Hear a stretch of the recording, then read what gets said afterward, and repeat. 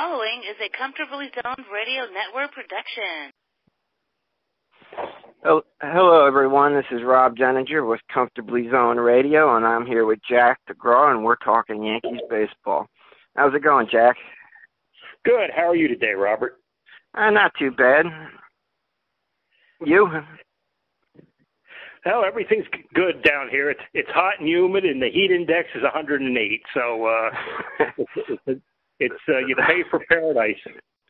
Yeah, gosh, that makes me feel better being up here in Jersey. It's a little overcast, around 80 degrees, which is a lot better than that. So what do you think of the Yankees weekend? We're 9-1 in our last 10 games. I mean, we're playing pretty good baseball. I'm happy, and to see Stanton swinging the bat as good as he did yesterday, that's a good sign. Yeah, it was good to see what he did Saturday night, too. He got up twice in two clutch situations, and he got a couple of singles, knocked in 4 runs. He hit his first home run last night, so, he's looking good. Yeah, I was going to bring this up with you. It's the world we live in now, this, analytical, but like you said, Saturday, Stanton drove in 4 of our 7 runs, and then they sit him Sunday. And, it just drives me crazy that when a player has a great game, they sit him the very next day and say it was a scheduled day off. It's the world we live in now in baseball, I guess, but it drives me crazy. Yeah, I think, everything is, baseball is run by analytics, and, if you remember how the game used to be and you see the way it is now, it does kind of get on your nerves, but I guess these things are done in advance. Yeah, and Mickey Callaway, the Mets manager, he's caught, some slack for misusing the bullpen, I guess, but they kind of threw him under the bus, the Mets organization. They said he could use whoever whenever he needs them, but it turns out that he can't. Just a big mess with the Mets right now. Yeah, it makes me glad I'm a Yankee fan. I mean, yeah. They're really, they're just really going south of the border, and they're probably getting ready to fire their manager, and it's just a bad situation over there in Queens. Yeah, and I thought, this season the Mets and Yankees both would be having great seasons. I mean, the Mets, they're not out of the wild card just yet, but I mean, it's season sinking pretty quick though. Yeah, they got to turn it around right away. And last time we talked about that number 4 prospect, Garcia, Devi Garcia, I think his name is. Yeah, that's him. He pitched last night, and they combined for a no-hitter, and he pitched the first 5 innings, no hits, struck out 9, walked 2, had another great outing last night. Yeah, I mean, he something like in the last 12 innings, he has 24 strikeouts. It's something ridiculous. So he's moving pretty quick. He's probably a year or so away, but he's definitely somebody to look for in the future. If the Yankees might even use him as a trade chip. But there's another up and coming star. Yeah, I think it was the Post. It was an article by the New York Post that the Double-A manager kind of compared him to a young Pedro Martinez, his body frame. Well, that's a high compliment, and yeah. There's a good possibility, we might see Garcia in AAA by the end of the year, and who knows, the Yankees might bring him to, spring training next spring and get a chance to watch him in some spring training games. Yeah, and the guy who keeps impressing me is DJ LeMaheiu. I mean, he has, he leads the major leagues in hits with runners in scoring position. He leads the Major League Baseball in batting average with runners in scoring position, 478. And he leads the Yankees in hits, batting average, and he has 31 multiple hit games. Yeah, he's really got some bat. And what was really impressive, Robert, I mean, that game on Sunday when the Yankees couldn't do nothing against Verlander, LeMaheiu took Verlander deep for a 3-run homer. So yeah. That's the kind of guy you want when you get to the playoffs. Because somebody like that, he can hit off anybody. Oh yeah. And right now, we got a nice 5-game lead over Tampa Bay and an 8-game lead over Boston. So we're in a really good position right now. Yeah, they picked up something like 5 games in the last week. So hopefully they can keep it up. Then they go over to London, they play the Red Sox, and then you got the All-Star break coming up. So they're in good shape now. And then you got the trade deadline a little over a month. So it'll be interesting to see what pitchers the Yankees pick up. Yeah, because today I guess they're going to start Green. Yeah, I'm not. I know they brought in up Tarpley last night, and I know Green. He come in last night because Holder come in and he just blew up. Yeah, I turned the game. The game was 10-2, and next thing I turn it back on at the end, and it's 10-8. So I missed a couple innings, so I didn't see who came in, what pitchers the Yankees had to use last night. Yeah, Holder come in. He pitched to 5 guys. He gave up a grand slam and a solo homer, and I think they were forced to use Green. So I haven't heard the starter for today, but I knew they sent Holder down, and they brought Tarpley up. So there's a chance that maybe, he might start the game. So I don't really I haven't heard anything yet. Yeah, because I know they have Paxton scheduled Wednesday, followed by Tanaka on Saturday against Boston. Yeah, well, they got a couple off days, so I think. Yeah. So we'll see. I don't know if they brought up Cortez. I believe he might have pitched Saturday.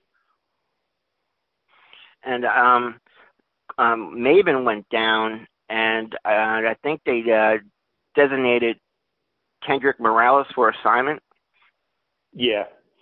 Yeah, there's no place for him. You hate to see Maven get hurt, but it might have been a blessing in disguise because, there was really no room for him. And, I think the injury he's got is pretty significant. He could be out for, more than 6 weeks. So, that'll keep that decision, off to the mid-August because he's playing some great baseball. Oh yeah, he was batting over 300. He was driving in runs. He was a nice pickup by Cashman. Cashman does do a good job finding these guys that contribute. Yeah, he's done an amazing job with Voit, and there's been a whole bunch of others. They just get them off the scrap heap, and they play great ball for the Yankees. And it was good to see Aaron Hicks hit that 3-run homer to give the Yankees the lead during the game yesterday. 3-2 because he was batting below 200, and I think that hit might start getting him going a little bit. We could really use his bat in the middle of the lineup. Yeah, I think the thing with him, Robert, he didn't have much of a spring training.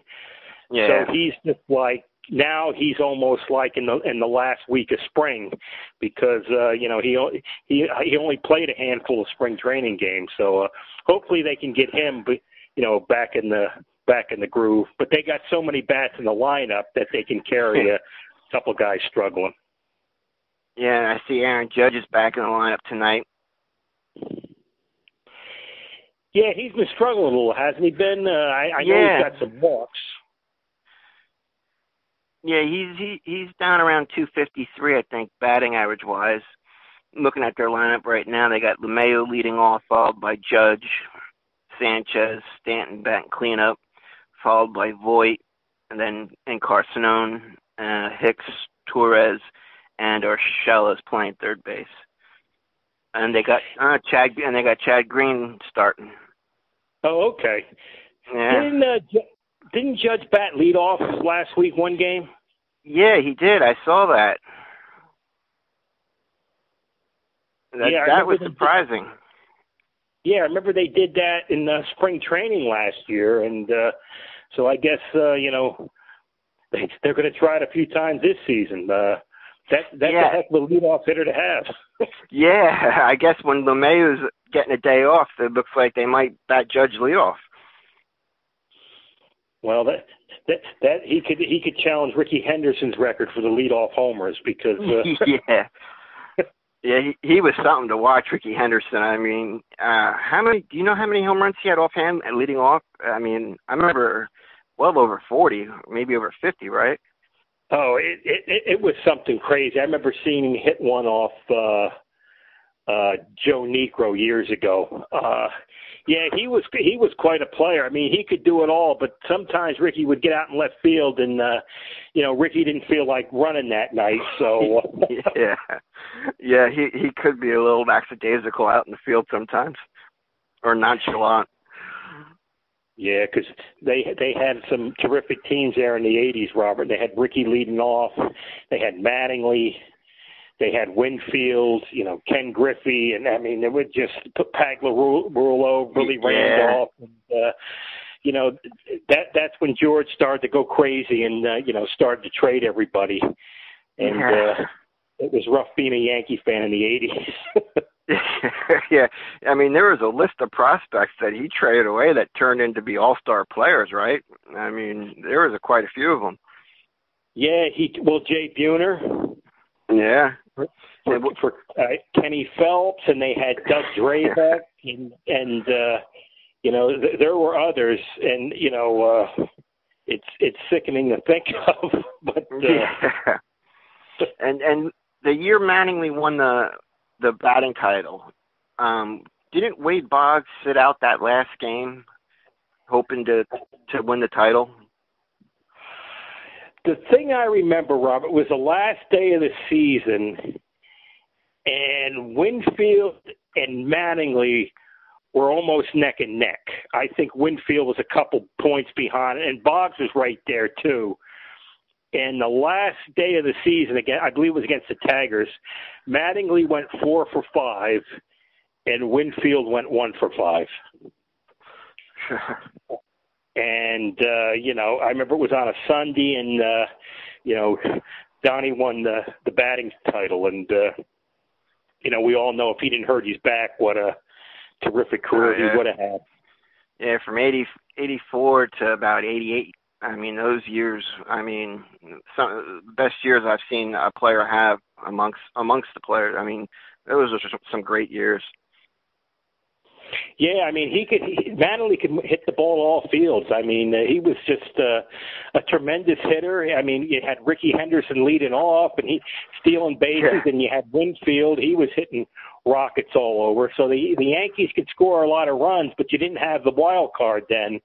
And that's when the Blue Jays had the terrific outfield with Barfield, Mosby, Bell. And I remember one year the Yankees traded Doyle Alexander to the Blue Jays, and then the day before the season ended, Alexander beat the Yankees to get the Jays in the playoffs. And there was a funny incident that year. Steinbrenner said Doyle Alexander should take a physical because Steinbrenner was worried about, the married men. They were going to get hurt. And Nettles says, well, Doyle should take a physical if George will take a mental. Oh, man. That's like the Yankees. They scored the most runs of any team in the 80s, but they had very little success except for the early 80s. Yeah, they won the most games in the 80s, but they just didn't have the wild card, and they just didn't have George just didn't have the patience. No, I think it was a blessing that in disguise that he got suspended from baseball, because it was Gene Michael who put together really that core four of like Jeter, Posada. I mean, he drafted a lot of those players, right? Yeah, Gene Michael did a terrific job, and another guy that did an outstanding job, and he don't get a lot of credit for it, was Buck Showalter. Oh, that's right. Yeah, because when Buck became manager, he got a more professional attitude and stuff like that, and you got rid of the dead weight. You got rid of Mel Hall, who was an asshole, and you got rid of you finally got good people in on the team, and they refurbished the clubhouse, and they brought in some positive influences, and it made people want to play for the Yankees again. Yeah, I remember when we got Jimmy Key. I mean, he was part that start. I remember feeling really good about that team. I was a teenager then, but I remember getting Jimmy Key, and he was a good pitcher for the Yankees and helped us get that first wild card. Yeah, he did a great job, and even in the '96 series, the first game the Braves blew the Yankees out 12-1, and Andrew Jones hit 2 or 3 homers, knocked in 6 runs, and then in the second game the Yankees still lost. I think it was 4-0, but Key sort of like settled it down a little bit. The Braves just didn't have their way, and then he come back and he pitched a marvelous game later in the series, and the Yankees wound up winning the series in 6 games. And wasn't Andrew Jones 19 years old at the time? Yeah. Yeah, I mean, he was a great young player when he came up. Yeah, not only offensively, defensively, he could really cover ground in the outfield.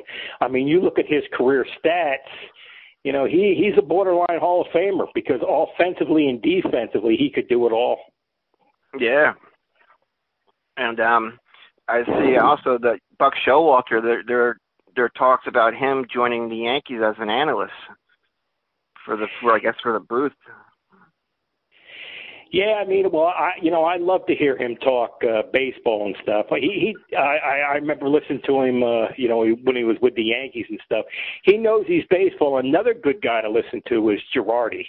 Yeah, and a lot of Met fans want either Showalter or Girardi as manager, but I don't see either one of them. I don't see the Mets paying to have either one of them be their manager. Well, if the Mets could get either one of those guys, it would be a good thing for the Mets. But I don't know. The Mets just seem to be going nowhere. Yeah, Showalter said when he would coach against Girardi, he had to be on his toes. He said, Girardi knew his stuff. Yeah, well, the thing is, Robert, Girardi did a great job with the Yankees, but I just think after so many years, you need a change. Yeah, I mean, even I like Girardi, but it felt like it was time for a new voice or, a change. Because, I think him and Casher might have clashed a little bit, which happens after, you're together like 8-10 years and stuff. You need a new ideas, and Girardi was more hardcore and tough, full steam ahead. And Boone is more like a player's manager. He's more calm, and he'll let the analytical people come in and do what they got to do. Yeah, and Didi, once I think Didi and Judge get going, this lineup could be dangerous because both those guys missed a lot of games, and I think that once they get going, this lineup's going to be dangerous.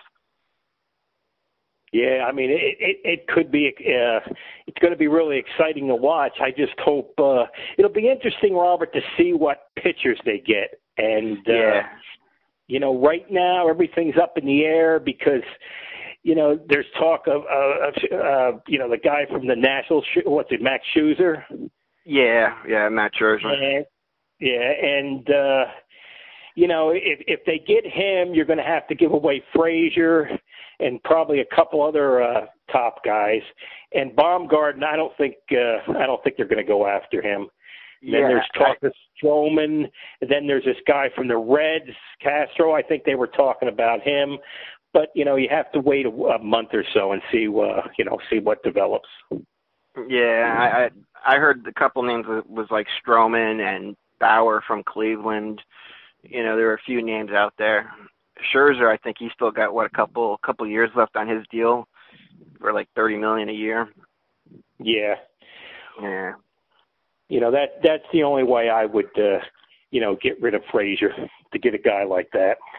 Yeah. But I do think the Yankees are going to at least pick up at least one starter for the rotation.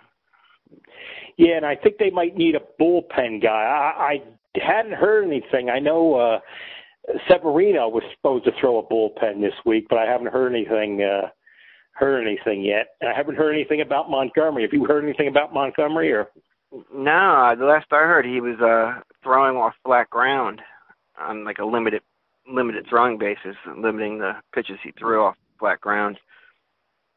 Yeah, I know last week. Oh, he had a shoulder issue, I think. Yeah, they were going to bring him to New York on Wednesday last week, and I haven't heard anything since then. Yeah, that's right. I haven't either, no. Yeah, because I was hoping to have him back this year, at least for the second half. Yeah, no news on Betances, and, the Yankees keep things quiet. Yeah, they do a good job keeping that stuff pretty quiet. Yeah. And Tanaka, though, I mean, he's having a pretty, even though his record's 5-5, he's giving the Yankees quality outings.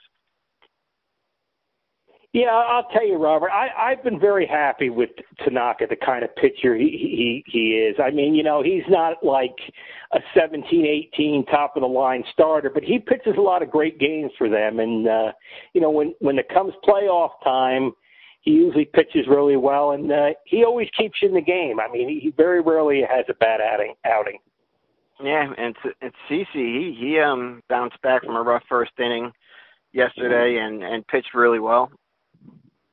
Yeah, every time, it looks like CeCe is, going to go south of the border. He really steps it up. And, right now the big worry is Happ, because Happ has lost a few, he's lost a little bit off his fastball, and, he's not getting the ball by hitters anymore, and they're starting to, hit a lot of home runs off him. So that could be a concern going forward, too. Yeah, he gave up 27 home runs last year, and he's given up already 20 this year. Yeah, they said he's lost a mile or two off his fastball, and in Yankee Stadium, the ball flies out of there anyway, and he's been getting hurt. We'll just have to see how that plays out. And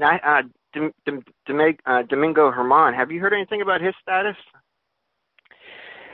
There was talk last week he might come back for the Mets series. Oh, okay. Starting next week. But like we were saying, he's only got probably maybe 50 or 60 more innings left for this year. Yeah. So that's a concern also, because he only threw 85 innings last year. I think he's up to 70 already. So, you get maybe to 130 innings, 140 innings, you might be stretching a little bit. Yeah. Yeah, the Yankees, they play like Boston and London, and they come back and they play the Mets, and then they got 4 with Tampa Bay. Yeah, that's right. That they play them down here and stuff. So maybe I'll check out a game. But hopefully, they can. The trip to London don't take too much out of them, and we'll see how it goes. I mean, they're in really good shape, and special times could be happening. So we'll have to see. And I guess there's that Players Weekend where they're allowed to wear, have their name, change their names on the back of their uniform and stuff. The Yankees, when they play the Dodgers in LA, they're going to be wearing black uniforms. Yeah, I heard that. I guess, anything to make the buck. Yeah. Anything to make $1. I mean, they'll be playing in dresses probably within the next 10 years for a game. So you never know what you're going to see next. Yeah. And do you think Clint Frazier is still going to be a Yankee by the end of the year, or after the trade deadline? Well, Robert, I'm going to say yes, because I don't think I don't think they'll trade him, unless they can get Scherzer or something like that. And my gut feeling is they're not going to go for a top of the line starter. They're going to get a couple pitchers, but I don't think it's going to be like a guy like that. I think Frazier will be your left fielder next year. Yeah, because in 53 games, he had 11 homers, 34 RBIs, batted .283. He had a slugging percentage over 500, OPS over almost 850. He showed he could play up here, and he does. I love his bat speed. Yeah, and that's just another great bat to have in the lineup, and I think it'd be wise to keep him. Yeah. But they never listen to me, so what's the difference? So how do you see this week going for the Yankees? Well, hopefully they can win a couple against Toronto. The one what scares me, Robert, after coming back from London, I wonder how much that'll take out of them. Playing the Mets. And that's always intense, when you play in New York against the Mets. And then the Yankees have trouble down here in Tampa. So I'm just concerned how those 6 games will go after coming over from London because, you don't know what kind of effect it's going to have on them. And it looks like the field in London is a lot of foul territory. They're playing on AstroTurf. They're going to bring over a couple extra players. So it's, it's just, you don't know what's going to happen. Yeah, because the last game against Boston is on Sunday, and then they play the Mets on Tuesday. So they only have really 1 day. They only have that 1 day off between the series. So it could be a little, little jet lag and a little, Yeah, you don't know how. You just don't know. It's never been done before baseball-wise. Yeah. So I know when football teams go over, they say it. It does affect them. It takes a while to get back on the beam, so we'll see. Yeah, they generally fly over there, beginning of the week to get used to the time and stuff like that. Yeah, I don't know how they're working. I know they're going to let them bring a few more players with them, and I read where the trainers were telling them, develop a sleep pattern when you eat and all this stuff. So it'll be interesting to see what happens. Right now, it's anybody's guess. Yeah. Well, the way they're playing, it'd be nice to see them win this series against Toronto and keep taking series. As long as they keep taking series, I think they could run away with this division if they keep this up. Yeah, they've had to play good because the Red Sox have really stepped it up too. I think the Red Sox are like 9-3 in their last 12 games. So, they're always lurking. They're always, a hot streak away. Yeah, and I think we talked about it. I think we'll see both, at least 2 teams from the American League East make the wild card. Yeah, and I think the Rays will be right there too. So you might see 3 teams in the same division. And I think they're talking about maybe Tampa Bay playing half the season in Tampa and the other half in Montreal. Is something they're exploring.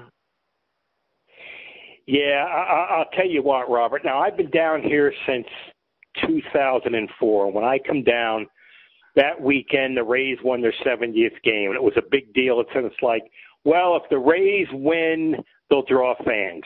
Well, the Rays get in the World Series. They have some great playoff runs.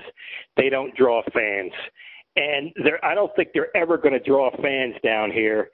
And the thing is, they have the contract through 2027. Wow. And the mayor in St. Pete says, we're not breaking the contract. So, they're stuck. They're like stuck here for another 8 years. Now, if they played some games in Montreal, I'm sure in Montreal they would draw some fans because they don't draw anything down here. Yeah. So they're stuck. It's a tough position because, you're going to have what you have now for the next 8 years with no fans, no ballpark.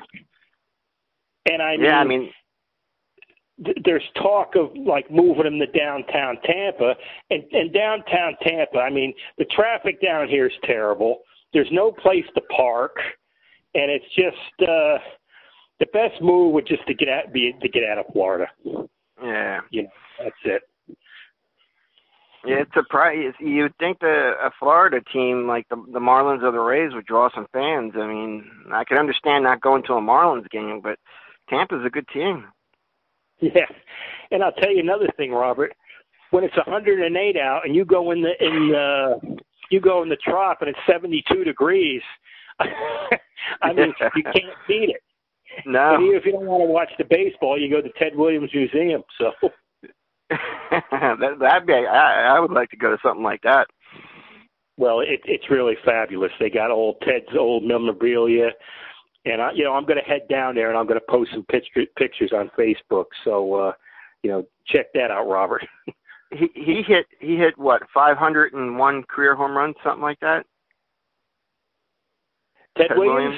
Yeah, 521. Yeah, and it's crazy because he missed 5 years of baseball to military service. So if he played those 5 years, I mean, he probably would have had over 600 home runs, easy. Yeah, he probably.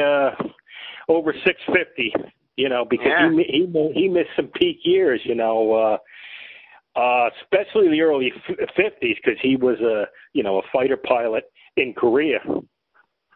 I mean, he was an unbelievable hitter. He's the last player to bat over 400, right? Yep, 1941.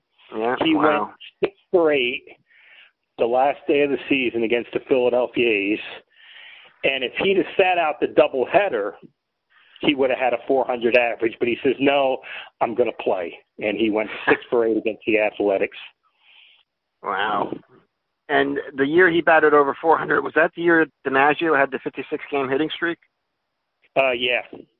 Wow. Yeah. That must have been a great year of baseball. Yeah, and I think the interesting thing, Robert, is when they voted for the MVP awards, some of the writers didn't even vote for Ted Williams because he wasn't popular with the writers. So, wow. Yeah. Well, hopefully when we talk next Monday, the Yankees took both games for Boston in London and put a little bit more distance between them. Yeah, well, it'll be a new adventure. We'll see. I would think I could be better playing off in Mexico than traveling all the way to London, considering a lot of players, Latino players, that play in the major leagues. Yeah, I can see playing in Japan and Mexico, but this London is, well. You got to get the young people involved. They like this stuff, so. Nah. Well, this has been fun, Jack. Yeah, it's always a great time, Robert. Thank you. It's my pleasure, Jack. Thank you. Talk to you next Monday or next Tuesday? Yep. Okay. Yep, talk to you then, Robert. All right. Have a good one, everyone.